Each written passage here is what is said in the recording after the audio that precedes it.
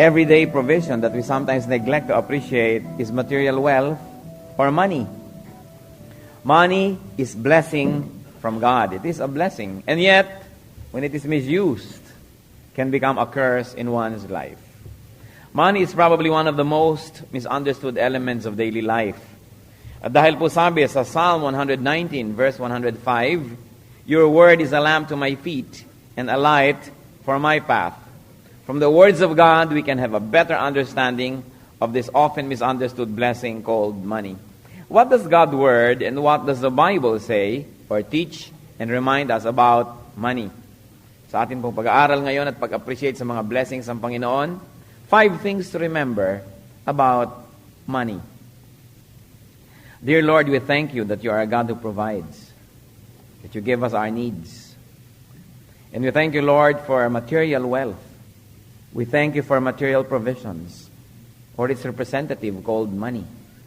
We pray, Father, that you may enable us to understand this blessing in a more spiritual way, in a godly way, so that just like a powerful river, it can be channeled, it can be dammed, it can be used under the control of your Spirit. Father, we commit this time to you, that you may speak to us in a very practical way about a very practical part of our daily life. Because you are interested with our daily life. You're interested with how we handle your resources. Father, teach us. In Jesus' mighty name, we seek your protection from all evil men, from all evil spirits, from all malicious plan of the devil against his assembly. We frustrate all that in Jesus' mighty name. We hide in the shadow of your love and ask you, Father, speak to us powerfully from your heart, through our hearts, O Lord. May you do your will. In Jesus' mighty name we pray. 5 things to remember about money. Number 1, that money is to be earned. That money or its equivalent is to be had. Why? Because money is a shelter. Money gives protection. According to Ecclesiastes chapter 7, verse 12, money is a shelter. Ito isang uri ng kanlungan. Shelter from needs, shelter from a lot of insecurity, shelter from our wants.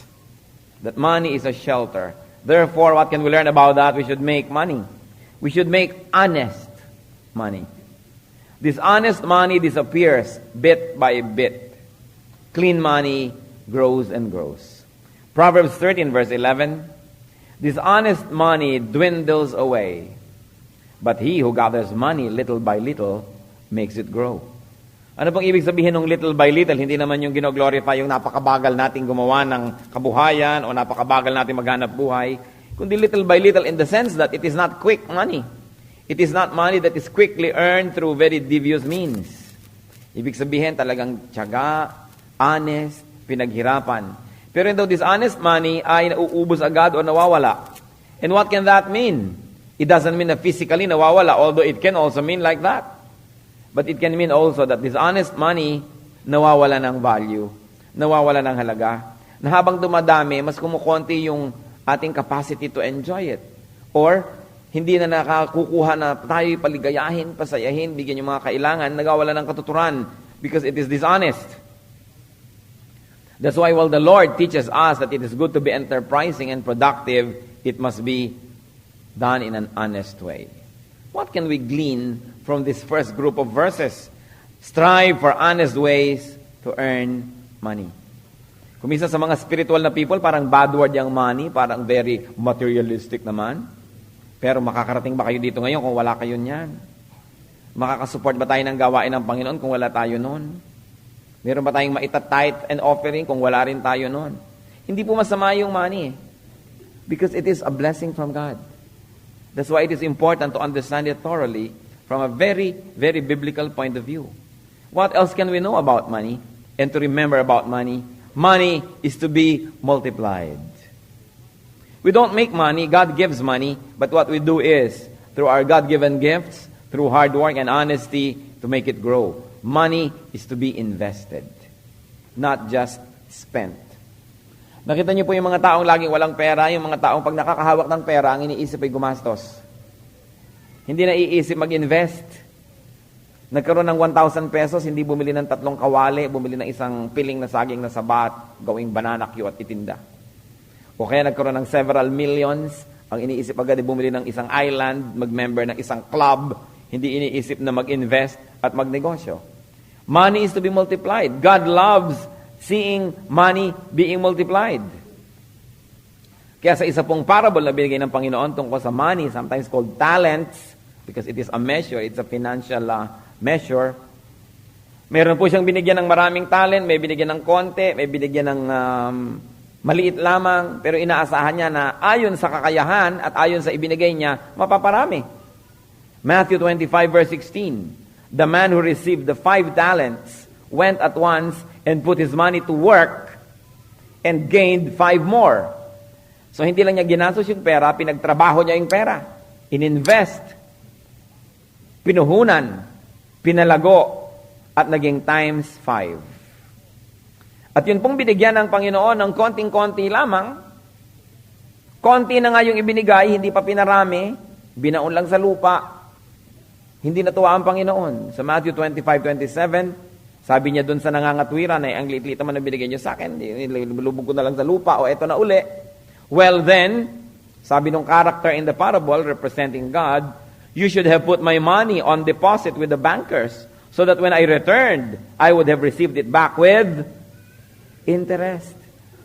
Ayaw mo pala ka na mamuhunan, ayaw mo ikaw mismo yung magtrabaho at magnegosyo, sana man lang binigay mo sa bangko, magka-interest man lang. Ang gusto ng Panginoon, ang binibigay niya po sa atin na pera, ay lumalago, hindi na uubos. Why? Because the Lord multiplies blessings and the Lord loves multiplying blessings. And what else should we do? That we should not only make money, but we should make more money than we need. Why? Because surplus money is to be made for sharing. Hindi sapat na tayo lamang making money, we should make surplus money. Lampas sa ating pangangailangan. Ephesians 4:28. One of the teachings of Paul concerning Christians, sabi niya, kailangan maiba na yung style nyo. O yung hindi nagtatrabaho, magtrabaho. Yung nagtatrabaho, mas magtrabaho pa. He who has been stealing must steal no longer, but must work, doing something useful with his own hands, that he may have something to share with those in need. So you see, the teaching is that you should not only work so that you will have something for your needs, but you should produce more than you need, so that there's a surplus and you will have something to give away for those who are in need. So ang Panginoon po na nagbibigay sa atin ng blessing, syempre ibinibigay niya yan una para gamitin natin, para tayo mag-enjoy, para tayo magkaroon ng mga provisions.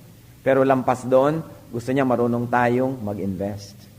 Napaparami natin at hindi tayo sapat na kumita na. Makikita mo kumisan, bakit ba itong taxi driver na ito nasa ilalim ng puno, yung taxi nakataas ang paa doon sa bintana at natutulog na? Bakit ka natutulog? Naka-boundary na ako. Tama na sa kanya maka-boundary. O bakit na magsisini na itong tindera sa palengke? Kinita ko na yung pambayad ko sa pwesto ngayong araw na to. O bakit ito naman ayaw na magtrabaho? Tama na yung kinita niya ngayon. O magiinuman na tayo, enjoy na natin. Sabi ng Panginoon, kailangan kumita ka ng higit sa kailangan mo para pag may nangangailangan, may maibigay ka. Hindi lang yung sapat para sa'yo. It is important. What else do we need to know and remember about money? That money is to be made so that we can offer it to God. The Lord likes to see His blessings going back to Him in ways of our offerings, our tithes. Gusto niya yon. Isa po yan na pagkilala sa kanyang pagiging king over our lives. Kaya po major crime yung tax evasion eh. In fact, yung very infamous na criminal sa Amerika, si Al Capone, noong 1920s. Ano po, hindi siya mahuli kasi malinis siyang gumawa ng krimen. So hinuli na lang siya at nakulong siya dahil sa kaso ng tax evasion. Why? Because it is treachery to the state not to pay your tax. Kaya nga si Lapu-Lapu nakipaglaban kay Magellan, ayaw niya magbigay ng tribute. Kasi kahit maliit na barya lang, ba't siya magbibigay ng tribute to Magellan? Ibibigay sa King of Spain. Ibig sabihin, kinikilala niyang hari niya, yung hari ng Espanya. So sabi niya, hindi ako magbibigay. Kaya po yung pagbibigay natin ng tithes, ng offering, yan ay pagkilala na ang Diyos ang ating hari. That's why we give our tribute. We pay our tax. It's not only for practical use that the church needs those things para ma-finance ang ginagawa ng church ni Lord, kundi it is also our personal gesture of submission to the kingship of God in our lives. Kaya nagbabayad ng buwis. Meron bang kaharian na hindi ka nagbabayad ng buwis? Meron ba mga gobyerno na hindi ka nagbabayad ng buwis? Meron nga, hindi gobyerno naniningil ng buwis. Di ba? Dadaan ka lang, hihingan ka ng tong, kailangan magbayad ka sa akin dito dahil teritoryo ko to. Yung Diyos pa ang hindi natin bibigyan ng ating buwis. Kaya po kahit itong isang babaeng balo na mahirap, lahat na ng kanyang kakonti-konti ang pera, although it's not konti to her, it's her everything ibinigay niya. Kala niyo ba pinigil ni Lord? Sabi, huwag, kawawa ka naman, huwag ka na magbigay kasi mahirap ka naman, yung mayayaman na lang magbigay. It's not like that. Mark 12 verses 41 to 44. Jesus sat down opposite the place where the offerings were being put and watched the crowd putting their money into the temple treasury. Many rich people threw in large amounts. Siguro paglaglag ng mga barya nila, bang, bang, bang, bang, ang bibigat ng mga barya. Mga gold and silver. But a poor widow came and put in 2 very small copper coins. Sabi siguro ng sound, click. Worth only a fraction of a penny. It was not even worth a penny. It's worth a fraction of a penny. Calling his disciples to him, Jesus said, look at that woman. I tell you the truth. This poor widow has put more into the treasury than all the others. As for the others, they all gave out of their wealth.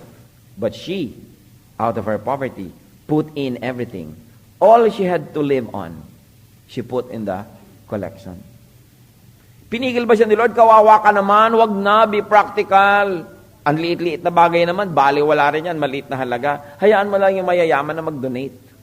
Sabi ni Lord, yung babaeng yan ang pinakamalaki binigay. Ang binibilang pala ni Lord, pag nagbibigay tayo, hindi yung amount ng binigay, yung amount ng natira pagkabigay mo. Sabi niya, sa kanya walang natira, she gave the most. Ang nakaka-impress pala sa kanya, yung kung ano yung natira, hindi ko ano yung binigay mo lang. Nagbigay ka nga ng marami, and dami, lalo naman palang naiwan sa'yo. Sabi ni Lord, hindi naman nakaka-impress yun. So, it should be one of our motivations, brothers and sisters, to make wealth, to make money, so that our needs are met. Hindi tayo pabigat sa iba. Second, sobra yung ating ginagawa na napoproduce para makatulong doon sa mga may sakit, sa mga matatanda, sa mga bata, sa mga talagang hindi kayang tulungan ng sarili nila. At pangatlo, which is really the most sublime, para tayo may offer sa Lord. Because the Lord loves offerings. Punong-puno ng teachings ang offerings all over Scripture. Dahil pagkilala yon na sa Kanya nanggagaling lahat ng mabubuting bagay, kaya hindi tayo nagkakait na ibalik sa Kanya yung mga portions na yon. Kinikilala natin na tayo ay nagkakaroon lamang at may tinatamasa, meron tayong mga na-enjoy only because of God's grace. Gaano karami sa atin ang merong motivation na I will be productive, I will work hard, I will produce a lot so that I will not only meet my needs, but also I can help others and so that I can also make great, dramatic, grand offerings so that the work of the Lord may advance on earth. It is a good motivation. Something to be understood about money. And yet there's a fourth item that we must all review and remember about money. That money should be enjoyed. Kaya nga inimbento yan para tayo mag-enjoy. O imbes may dala kayong isang sakong kamoting kahoy, papalitan nyo yung binibili nyong isang panyo, o di dala-dala lang pera, magaan. Diba? Pampa-enjoy, pampaginhawa. Dumadali ang buhay, hindi dala-dala mo isang tambak na paninda at barter ng barter. It must be enjoyed, not only in the handling, but more importantly in what it buys for us. So money should be spent on what truly satisfies. Money should be spent on what is important. Isaiah 55, verse 2. Why spend money on what is not bread, and your labor on what does not satisfy? Listen to me, and eat what is good, and your soul will delight in the richest of fare. So sabi, why spend money on what is not bread? Natatandaan ko po ang lola ko, nanay ng nanay ko, tawag namin Ima. Sa Bulacan, we call her Ima. Natatandaan ko minsan, merong lumapit sa amin sa isang public place, nagtitinda ng chiclet. Sabi ng lola ko, nakakabusog ba yan? Hiyang-hiya ako doon sa nagtitinda. Sabi ko, bira naman si Ima, hindi na lang bibili. Tinatanong pa yun. Sabihin na lang sana niyang, no, thank you. Sabi niya, nakakabusog ba yan? Hindi po. Hindi ko bibilin. Hindi nakakabusog. Sabi niya. So, by biblical pala. Isaiah 55 verse 2. Why spend money on what is not bread? In other words, on what is not nakakabusog, what is not nakakasatisfy, what is not good for you. Ano po mga pinagbibili niyo mga kapatid? Nakakasatisfy ba?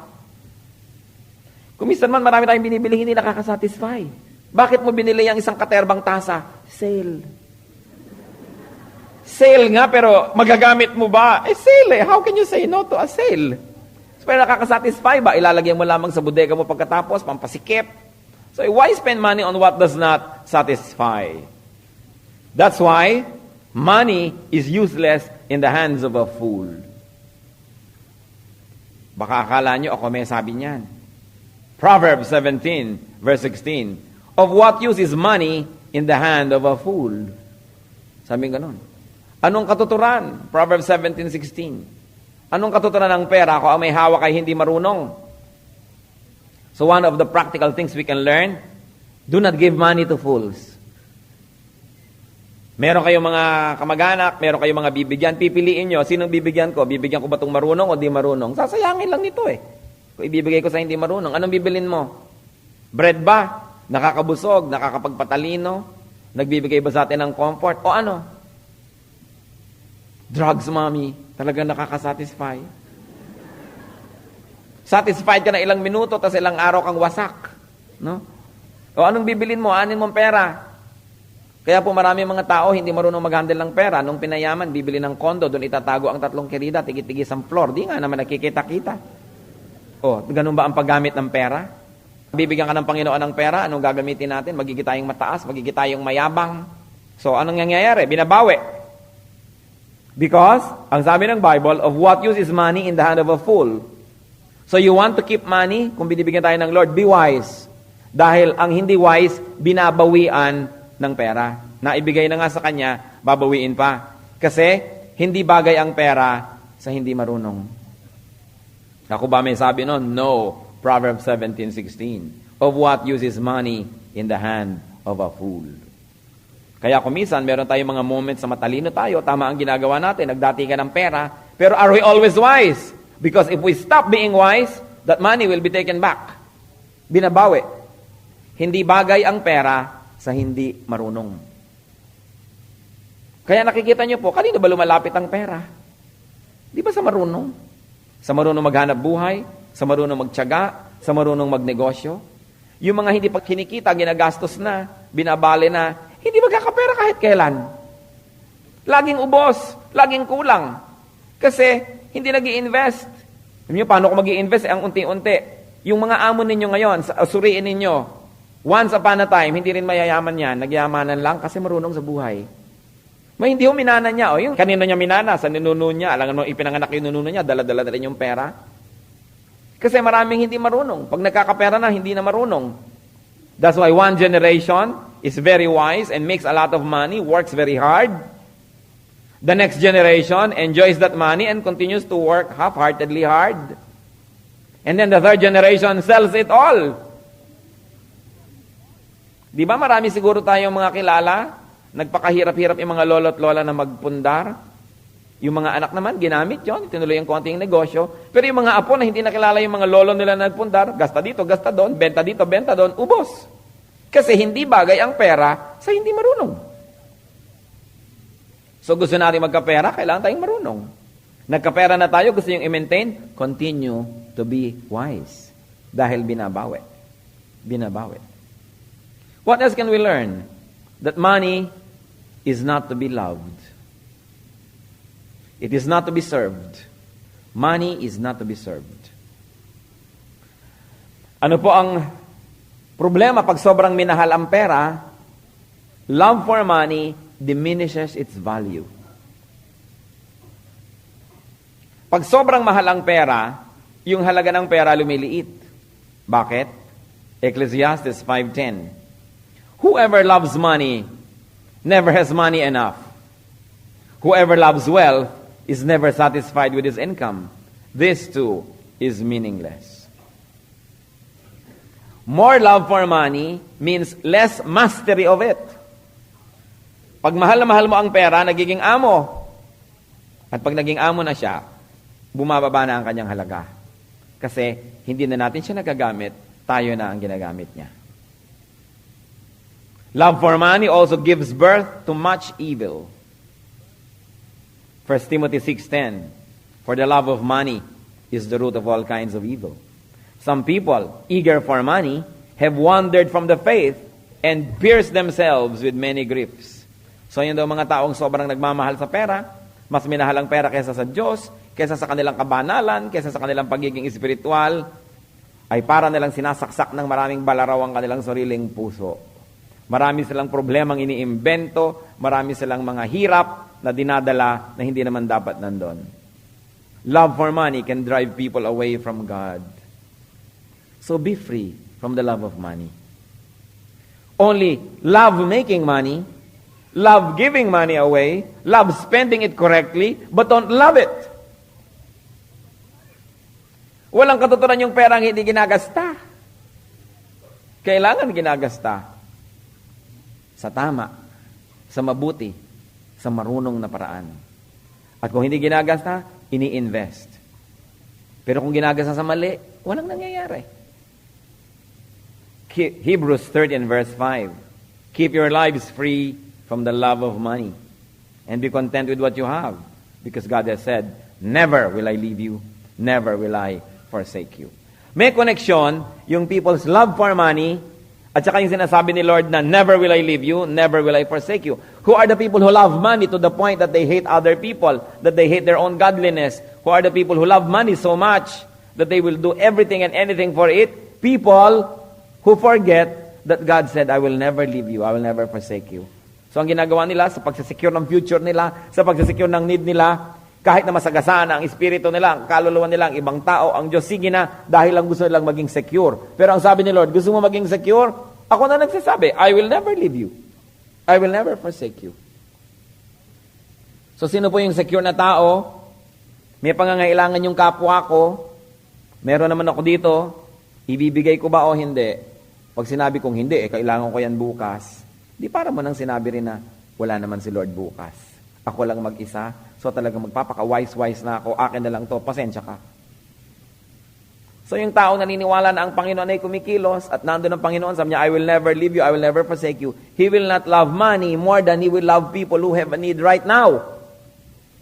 Hindi naman ibig sabihin, lahat ko na, ibibigay ko na sa'yo, tapos bukas wala ako tuloy. But we should share. Because we believe that if we use money correctly, God will replace it. So huwag kang matakot. Kung minsan gustong-gusto mo, mahal na mahal mo yung pera, huwag natin gastusin, baka tayo magipit bukas. Pero kung alam mo na yun ang inuudyok ng Panginoon, yun ang tama, it is a spirit-led, go, expense, go on. Because sabi ni Lord, I will be there tomorrow. Ang nakakatakot lang po, mga kapatid, yung gagawa ka ng bagay na hindi gusto ng Diyos. Kasi hindi niya i-replenish ang support mo, ang funding mo. Wala na tuloy. That's why it is important to always be very prayerful and let God speak to you. Sa inyo pong private finances, sa ating church finances, kung may responsibility kayo, mga company finances, lalo na sa gobyerno kayo, may hawak kayong pondo ng bayan, we should all be very submissive to the righteousness of God. At willing tayong makinig sa kanyang mga babala kung nagkakamali tayo. But don't love money to the point na nagbibingi-bingihan tayo sa pangangailangan ng isang emergency need na nagbubulag-bulagan tayo sa pangangailangan ng ating kapwa kasi gano'n na lang pag-ibig natin doon sa pera. Napaka-importante that we know when to let go. Money is not to be placed above God and above godliness. Matthew 6:24. No one can serve two masters. Either he will hate the one and love the other, or he will be devoted to the one and despise the other. You cannot serve both God and money. Money is to be used in our service to God. But God is not to be used in our service to money. Na wala na tayong ginawa kundi humingi sa Diyos. At tapos inaano naman natin yung binibigay sa atin. Sinasamba natin, iniimpok natin na para sambahin ang sambahin yun. Kailangan gamitin. The power of money is in its disbursement. Ang kapangyarihan ng pera ay nasa paggastos. Kaya dapat ginagamit natin yung kapangyarihan natin yun. Ginagastos natin sa tama. Sa tamang amount, sa tamang kakalagyan. Because if God is pleased, He will always replenish. Hindi naman nauubusan ng Diyos ang biyaya. Mauubusan ba yan? Hindi pwede. What we receive is not determined by God's lack of capacity to give, because God is always able. What we receive is determined by our capacity to receive wisely. Kaya maraming nagkakaroon na, nababawi pa. No one can serve two masters. So it is important that money is used for the service of the true master. Service for God. Lalong-lalo sa pagtulong sa mga kawawa. Lalo yung mga malapit sa atin, kapatid nyo, kamag-anak nyo, nangangailangan. Sa palagay nyo, bakit tayo binibigyan ng sobra ng Diyos? Ang Diyos naman is the greatest mathematician. Marunong mag-balance, alam niya yung accounting. Bakit sobra? Siguro dahil ipinapaabot sa atin para sa pangangailangan ng iba. Ngayon, sobra-sobra na, itinatago mo pa sa sarili mo. It diminishes its value. Kuminsan, ang dami-dami na, hindi ka pa rin satisfied. Dati, konti lang, masaya ka na. Ngayon, ang dami, hindi ka na satisfied. Nagiging walang katuturan. Napakahalaga. Money is not evil. Love for money is.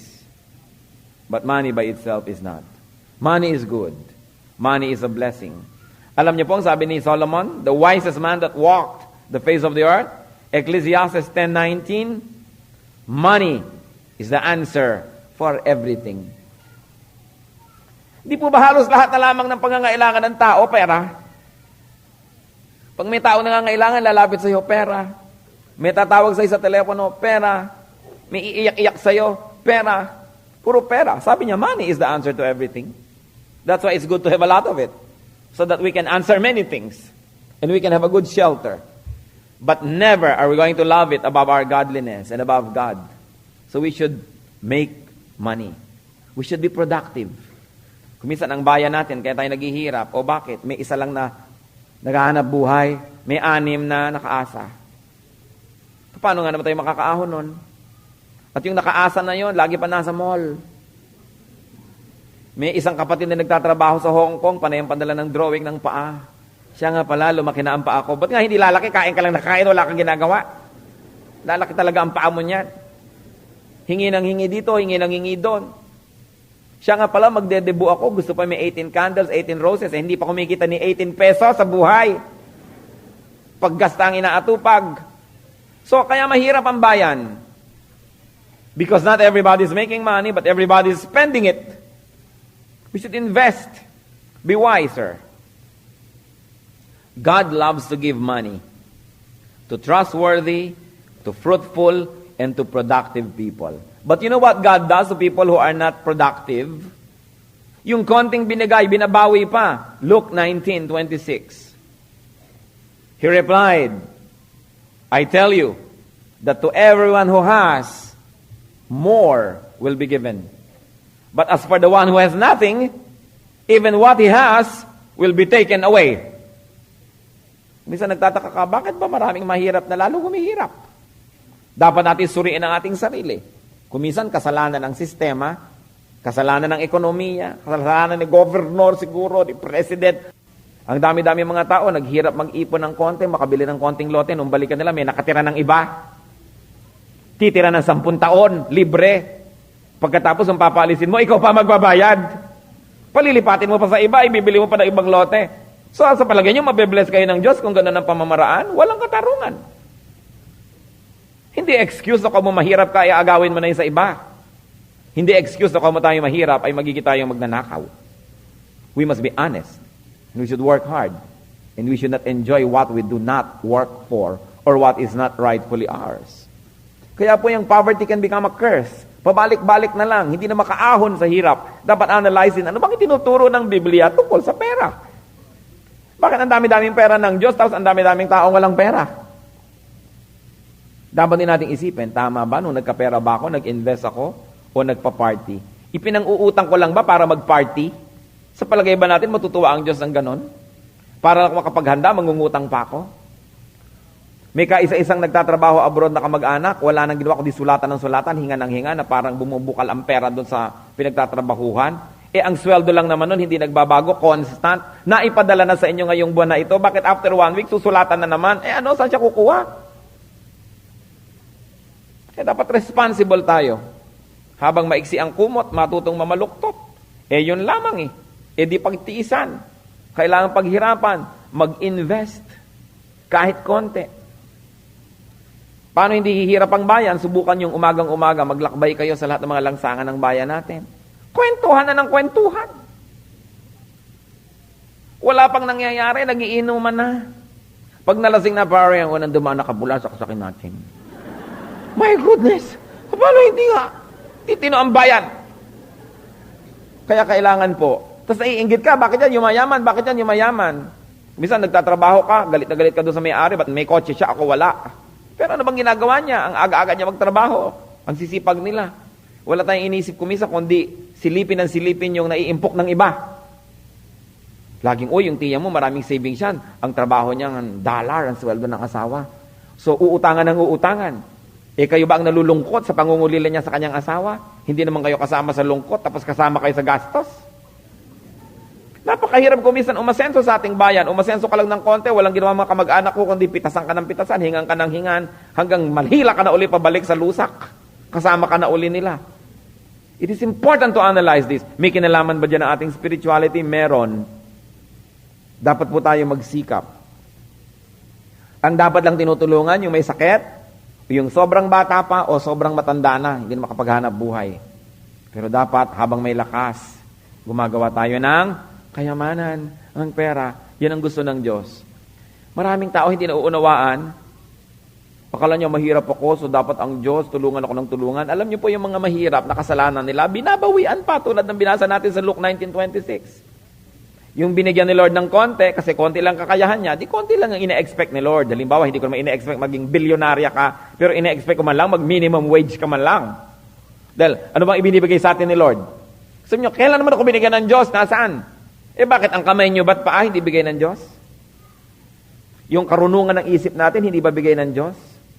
Yung kakayahan natin na may gawin, kahit malang magganchilyo ka, o kaya magluto ka ng turon, o mag-stock trading ka, kung ano man yun, hindi ba bigay ng Diyos? May ibinibigay ang Diyos sa lahat. That's why God is fair. Kung niya sasabihin God is unfair, may mayaman, may mahirap. Lahat binibigyan ng kakayanan. Pero anong ginagawa natin dyan? We are custodians of these talents that God gives us. God takes even the little money that the lazy, the unenterprising, and the unproductive people have. Kahit konti pa, binabawi pa. So we should make honest money, and we should be wise. Because money is a good shelter. Hindi ko spiritual ka ayaw mo na ng mga bagay na yan. Because money must be multiplied. So that we will be in the mode of giving to others, and especially to the work of the Lord. We should offer money to God. We should also enjoy money. Be wise in spending your money in the right things that will really give genuine satisfaction. And then we should share money. And we should not serve money, but we should make money serve us. Especially serve our godly purposes. Kumusta po ang pag-handle natin ng resources natin? Kumusta? Are we making money? We should. Kung may mga panahon na natitigil, nawawalan tayo ng ginagawa, sandali lang dapat yun. Gagawa na naman tayo. Iimbento na naman tayo. Ang dami-dami mga tao, pag binasa nyo ang kasaysayan ng buhay, ang yayaman ngayon, yung pala, walang-wala noon. Nagsikap. God promises to bless those that work hard. But you should not only just work hard, you should work smart. No? Hindi natutuwa ang Diyos sa pagod na hindi matalino ang ginagamit ng kanyang pagod. Na pagod na, ang liit-liit din naman ang nangyayari sa buhay. Dapat creative. Nag-iisip tayo. Ito bang ginagawa ko, mahahango ako sa hirap? O hindi? So, palit-palitan ng style. The Lord would like to bless you. And me. The Lord is not selfish. Ang Panginoon hindi mahirap, mayaman siya. Pero natutuwa siya sa mga taong masisipag, marunong, matapat, at bagamat mahilig gumawa ng pera, hindi alipin ng pera at hindi mukhang pera. Mayroong mga tao, ang dami-daming pera, hindi nila alam gamitin. Ipon ng ipon. Pag namatay tuloy, ang daming minamana ng mga pamangkin. There was this particular lady in the U.S. Hindi naghihitar ng bahay kahit winter. Ang bahay ay dilim-dilim, ayaw magbukas ng ilaw. Nung namatay, pagkayaman-yaman pala. So napunta lamang kung saan mga charities yung kanyang pera. Ba't di ginamit? Tulad na magaganda yung plato, nasa cabinet, tinitira ng gagamba. Ba't di gamitin? Ano nyo yung binibigay ng Diyos kung di gagamitin? Kaya karunungan, kalusugan, ginagamit lahat. You know, one thing about God, God is a working God. Pagbukas ng tabing, Act 1, Scene 1 ng Biblia, what kind of God do you see? Isang Diyos na nagtatrabaho. Gumawa ng ganito, gumawa ng ganyan, gumawa ng ganito't ganyan, at sa ikapitong araw na mahinga para appreciate ang kanyang ginawa. So kasali sa paggawa, yung appreciation and enjoyment of what we make. Kasama yon. Hindi nyo nakita ang Diyos na nakatiwangwang at nagpapahinga pagbukas ng tabing ng Bible. Nakita natin isang Diyos na gumagawa. At ang Panginoong Diyos ay nagsakatawang tao, bumaba sa lupa, isa pa rin siyang Diyos na gumagawa. Anong ginawa ng Panginoon? Nung wala pa siyang public ministry, carpenter. Meron siyang mga ginawa. At pagkatapos nung nasa ministry na siya, lakad dito, lakad doon, punta dito, punta doon, namamangka, naglalakad, umaahon ng bundok, naglalakad sa mga disyerto, nagpapagaling ng mga may sakit, nagtuturo ng mga kailangan ng karunungan, itinatama ang mga mali, at ang climax ng kanyang ministry, nagtatrabaho pa rin, pinasan ang krus, at habang ipinapako, nagtatrabaho pa rin, nananalangin, hindi para sa kanyang sarili, kundi para sa mga nagpapako sa kanya. Sabi niya, Father, forgive them for they know not what they do. At talagang sobrang magtrabaho ang Diyos, namatay na nga, bumango pa muli. Para magtrabaho na naman, para i-bless na naman ang kanyang mga disciples, mag-utos, mag-manage. We should work. Alam niyo, ang mga tamad, hindi natin alam, ang sinasamba ng mga yan, si Taning. Pero si Taning pa rin, kasipag.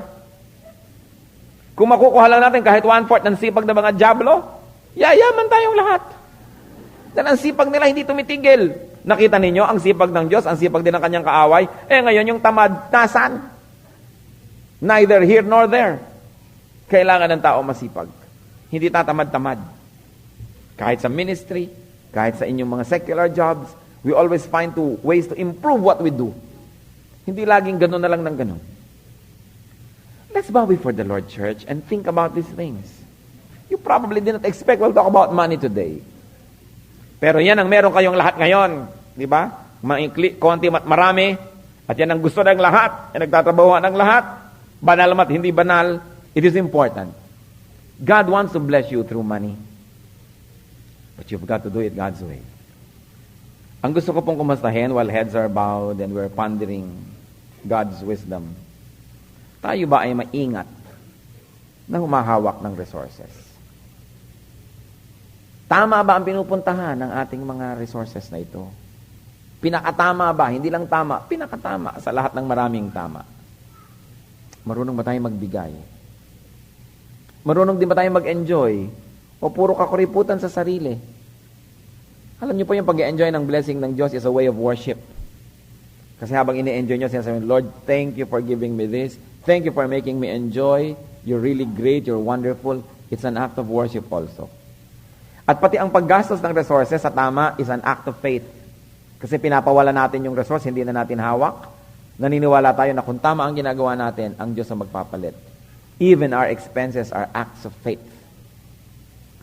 Spirituality is in every form of our lives, even in the way we manage our finances. Be alone with the Spirit. Humingi tayo ng guidance sa Lord. Tama po bang ginagawa ko sa resources? Kung kulang, magtanong kayo sa Lord, ano po ba talaga ipamukha nyo sa akin ng mga hindi ko ginagawang tama? Bakit lagi na lang kung kulang samantalang mayamang kayo? Anong problema sa akin? Siguradong hindi naman sa inyo ang problema, di sa akin dapat. What's wrong? Baka masyado akong selfish. Hindi kayo natutuwa. Baka hindi ako productive, binabawian nyo pa. Matuwain ang Diyos sa mga productive and godly people. Be alone with the Lord. At sa ating mga binibigyan ng extra resources, yan ay extra responsibility. Ano bang dapat nating gawin? Itanong niyo sa Panginoon kasi Kanya lahat yan, tayo tagahawak lamang.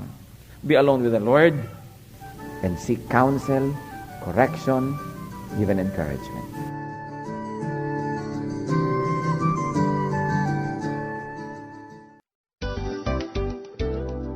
We hope you enjoy listening to Pera o Puri by Pastor Ed Lapis. If you want to explore additional titles, log on to csm-publishing.com. CSM Audiobook. Hear the truth while on the move.